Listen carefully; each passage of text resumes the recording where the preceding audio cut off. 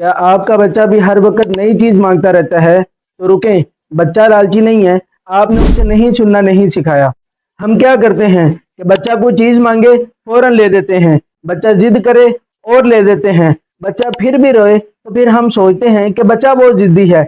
मगर सच ये है कि बच्चा जिद्दी नहीं है, बल्कि आपने उसको नहीं सुनना नहीं सिखाया। जो बच्चा नहीं सुनना नहीं जानता वो जिंदगी में हर नाकामी से टूट जाएगा।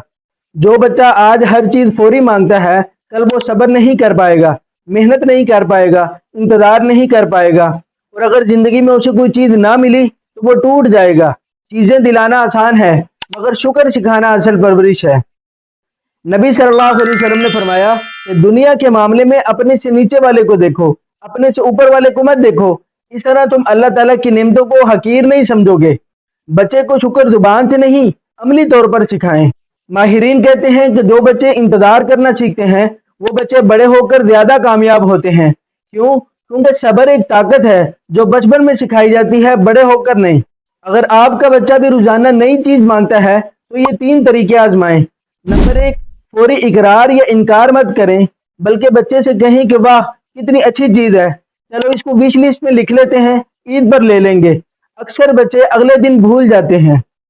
नंबर 2, थोड़े खिलौने बाहर रखें, बाकी छुपा दें, कुछ हफ्ते बाद निकालें। बच्चा उन खिलौनों को नया समझकर उनके साथ खेलने लगेगा। नंबर 3, बच्चे को अपने साथ गरीब बच्चों में पुराने खिलौने और कपड़े बांटने के लिए ले जाएं। जब महरूमी देखेगा तो अपनी चीजों की कदर सीख जाएगा। आज ही घर में आजमाएं और कमेंट में बताएं कि क्या आपका बच्चा भी हर वक्त नई चीज मांगता है।